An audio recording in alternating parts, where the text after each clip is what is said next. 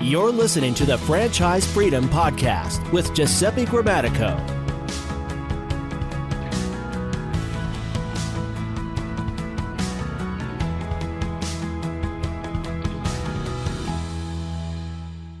Welcome to the Franchise Freedom Podcast. I'm your host, Giuseppe Grammatico, your franchise guide, the show where we help corporate executives experience time and financial freedom via franchising. Thanks for joining us today. I was actually going through my notes and looking at some previous episodes, and we tackled the show top 3 reasons franchisees fail, but we did not address the top 3 reasons franchisees succeed and flourish and do really well. So wanted to tackle that one today. It's going to be a shorter episode, but I thought it was really important to really cover this topic. But before we dive in on the show, wanted to make sure, for everyone listening in, we really appreciate your feedback. The shows have been based off of your comments of the show via social media, on YouTube, conversations I have on a daily basis with families looking and exploring franchising. And I wanted to let you know, I wrote a book on this topic. It's the exact blueprint of buying a franchise. So if you're not ready to chat, I'm going to put the link here at the bottom, ggthefranchiseguy.com/book. Check it out. Take advantage. It's literally the blueprint.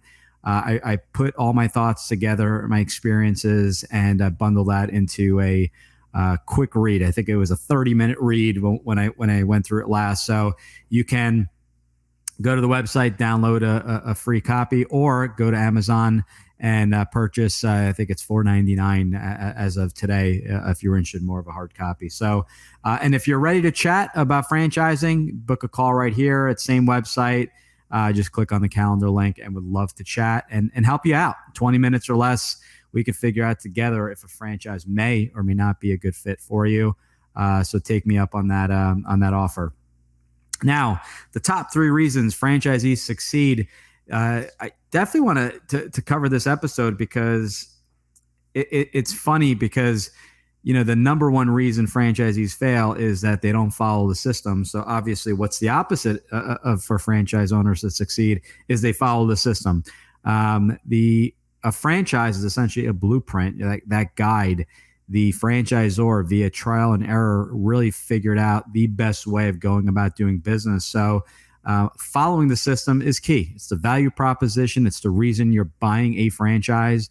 You're paying that one-time franchise fee to really set you up for success. Now, not every franchise is built the same. Let's be very clear there.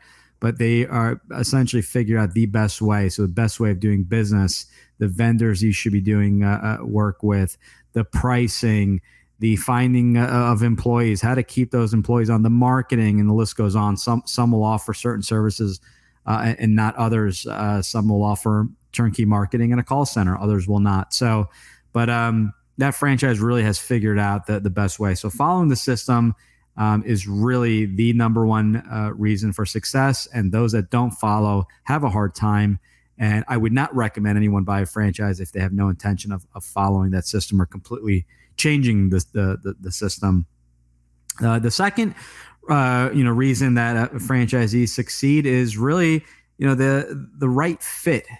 And what I mean by right fit is buying the franchise that's right for you. And that's what I specialize in. And that fit really is figuring out, why do you want to own a business, but getting into what is your skill sets? What will you enjoy your role in the business, which could be two separate things. And I talk about this quite a bit. So just because you are in a sales role doesn't mean you want to be maybe the main sales rep for the business development. Maybe you're reviewing KPIs. Maybe you're meeting with customers, so more of a customer service role. But really, figuring out ideally, before looking at the brands and names and industries, but what you would enjoy doing on a daily basis. When are you available? Are you keeping your job? Are you doing this on the side, which is definitely doable? Where are you located?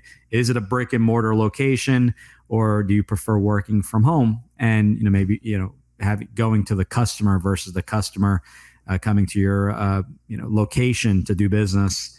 Employees and things like that. Do you like a larger number of employees? Do you have management skills?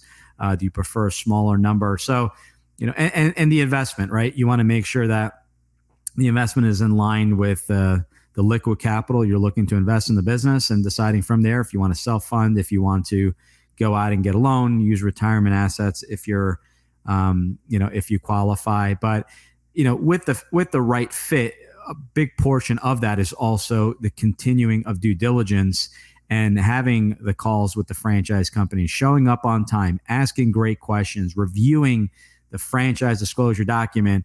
I've talked to people in the past that when I ask how they did their due diligence, they skimmed the document. You need to read that document. You need to really understand what's involved, and you need to have an open conversation with the contact of the franchise.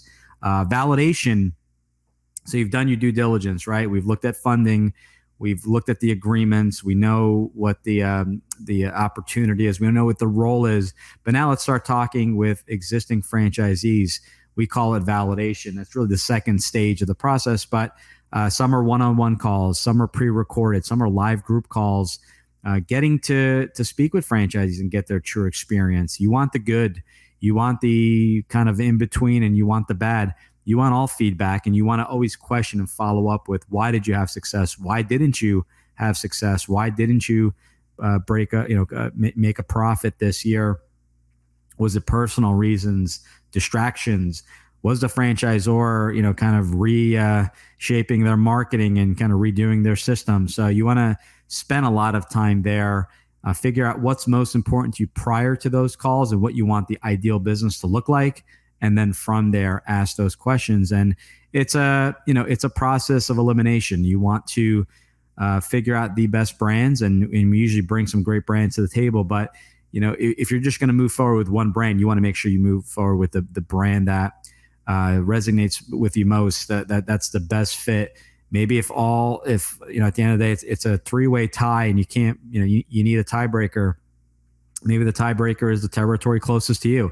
Maybe it's the one that the average franchisee is making a little bit more than the other brand. So look for ways to eventually funnel it down to at least one brand that you're most comfortable with. So right fit is key. Just because your neighbor, cousin, friend has done well in a business doesn't mean you will as well. Even with the bigger names, if you don't like managing large numbers of employees and dealing with turnover, that may not be the right business for you. So I think that's key.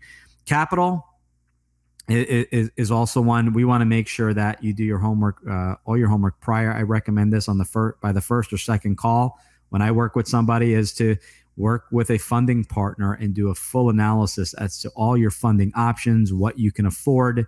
If you can't afford it, what you need to get there. So for example, if you have $30,000 in liquidity and cash, and the franchisor is recommending 50, or to get the loan you need 50. All right, let's put together a plan. Let's say, okay, all things equal, credit score and everything remains the same. I got to come up with an extra 20,000. So is that an investor? Can someone loan me that money, or do I put my search on hold for a few months or 6 months or however long it takes to accumulate 20,000 and put together a plan? And maybe it means not eating out every night, cutting back on the cable bill, whatever the case may be. So you want to increase, maybe working some overtime, get a bonus, that kind of thing, but eventually to get into where you want to be. But you want to make sure with anything you do, you're prepared. Get the family involved. Let them know what's going on. And if you are leaving your job, a full-time job to run the business full-time, and you are the only income earner in the home, you want to make sure you have 6 months of living expense saved, because who's going to pay the rent or the mortgage, the food, the gas, the insurance, and things like that. So if there are two, husband and wife in the house, or whatever the situation is, if one is continuing to work and they cover all the expenses, great. Now let's focus on the business and make sure that with whatever cash injection, you also have a buffer there, right? You want to make sure that if the business takes a little bit longer, or it's a type to get up and running, or the business is something that requires, maybe you're getting paid by insurance companies that take 30 to 60 days to pay you, you want to make sure you have the funds available to pay your employees, assuming it's an employee-based model, to be able to pay them for the first 30 or 60 days. So these are the little things, and sometimes these are the deal breakers. The brand that has the W-2s or employees, or the 1099 contractors. There's no right or wrong, guys. I keep saying the exact same thing. People say, well, what would you do? I'm not you.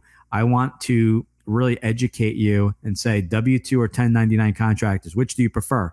Some people say, I have no preference because I don't know the difference. So that's what I talk about. I talk about the differences between the two, and really not pros and cons, more the differences so that you can decide which may or may not be a good fit. And at the end of the day, you may come back and say, it doesn't make a difference. They both sound great to me. I don't want to limit my options. That's great. Let's move on. We'll move on to the next characteristic of the business. So my top 3 reasons franchisees succeed. So number 1, following the system. Number 2, finding the right fit, doing your due diligence and validation.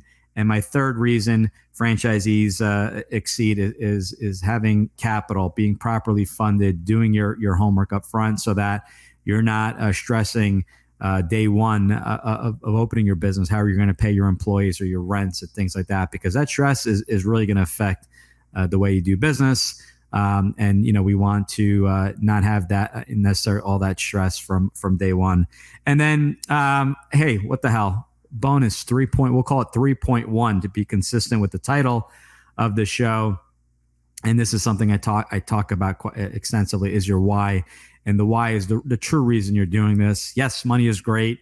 Yes, financial freedom, and you hear all this stuff. But why are you doing it? Is it to you have a young family, or you have a family you want to spend more time with and travel and not have to, work nights and weekends and things like that.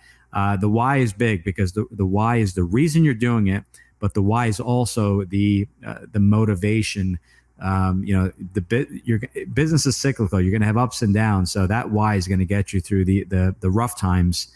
And maybe the rough times are because of the economy, or it took you a little bit longer to get up and running, what have you. But the why really gets you is that motivation really gets you through those difficult times. So I've personally been there. I'd be more than glad to have that conversation with anyone, but things are cyclical, ups and downs, and not everything is perfect.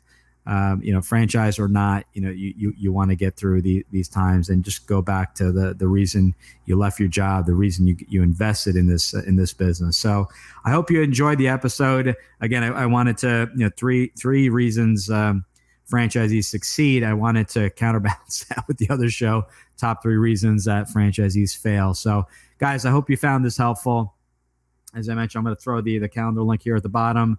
ggthefranchiseguide.com/calendar. Book that call, guys. There's literally no cost or obligation. There's no contracts, nothing to sell here. It's 20 minutes to get clear if a franchise is a good fit. I spoke with someone the other day, spent countless hours researching franchises. We sat together and realized, the timing wasn't really right on a franchise. And to be quite honest, a franchise may have not been the best fit considering what he was looking to do with the business. So in other cases, the complete opposite. That person was looking at another job and interviewing and coming across the exact same. I feel like a number. I don't feel like I'm going to really, be able to ever create any wealth for myself. And that gentleman is now looking at a franchise. So take advantage of this offer. I also used a coach, full disclosure, and that was helpful, and that really helped me to accelerate, my learning. Ask someone who's been there. I've owned franchise and non-franchise businesses. I've worked for 3 of the largest financial institutions out there. I've been laid off. I've been through 3 mergers. So ask away. I'd love to share my feedback and things to look for. And that's really what we are. We're educators. We're your advocate in helping you any way possible so that you can make the best informed decision. So, thank you very much. I really appreciate the feedback and the questions and the comments. Looking forward to the next episode. And until we talk again, take care and talk to you soon. Bye-bye. Thanks for tuning in. Whenever you're ready, here are 3 ways Giuseppe can help. 1. If you've ever considered owning a business of any kind, you owe it to yourself to get a copy of Giuseppe's book, Franchise Freedom. Download your free copy at ggthefranchiseguide.com/book. 2. Want to understand how successful executives make the transition from corporate to owning their own franchise? Join Giuseppe's next online presentation, Franchise Freedom: How to Escape the Corporate World and Have Financial and Time Freedom by Owning a Franchise, by going to ggthefranchiseguide.com/video.